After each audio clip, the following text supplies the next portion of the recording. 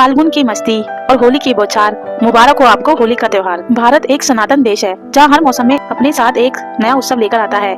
इन्हीं उत्सवों में से खुशी भरा त्योहार है होली। बसंत ऋतु के आगमन पर मनाया जाने वाला ये पर्व केवल रंगों का खेल नहीं, बल्कि ये पुरानी कड़वाहटों को भुलाकर एक दूसरे को गले लगाने का संदेश देता है। होली का त्योहार दो रूपों में मनाया जाता है, जहाँ पहले दिन होलिका दहन के माध्यम से हम अपने भीतर की बुराइयों को अग्नि में सुहा करते हैं, वहीं दूसरे दिन धुलंडी पर गुलाल और रंगों के जरिए प्रेम और भाईचारे का जश्न मनाते हैं। मथुरा की लठमार होली हो या शांति निकेतन का बसंत उत्सव, होली का हर रंग भारत की संस्कृति एकता को दर्शाता है। इस ब्लॉग में हम जानेंगे कि होली का त्योहार क्यों मनाया जाता है और कैसे हम अपनी सेहत और पर्यावरण का ध्यान रखते हुए इस उत्सव का दुगना आनंद ले सकते हैं। तो हमारे साथ ऐसे ही बने रहिएगा हमारे कृष्णा ब्लॉग चैनल पर। आपको तो पता ही होगा, पूरे भारतवर्ष में होली का ये उत्सव बड़ी ही धूमधाम से मनाया जाता है।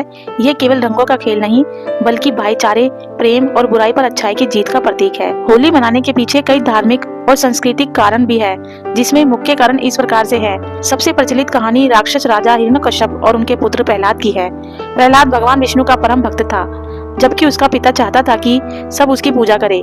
हिरण्यकश्यप की बहन होलिका, जिसे आग में ना जलने का वरदान था, प्रहलाद को जलाने के लिए उसे गोद में लेकर चिता में बैठ गई। लेकिन भगवान की कृपा से प्रहलाद बच गया और होलिका जलकर राख हो गई। इसी याद में हर साल होली से एक रात पहले होलिका दहन किया जाता है, जो ये संदेश देता है कि अंत में जीत हमेशा सच्चाई और भक्ति की ही होती है। और होली मनाने की दूसरी वजह यह है राधा कृष्ण का प्रेम का प्रतीक।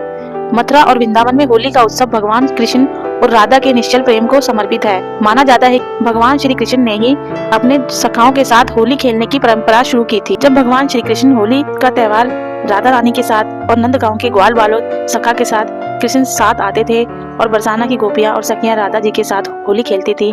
ग्वाल बाल जब बरसाना जाते थे तो गोपियां उन्हें रंगने के लिए दौड़ती थी और हंसी मजाक में उन पर प्यार भरी लाठियां बरसाती थी, जिसे लठमार होली की परंपरा तभी से शुरू हुई थी।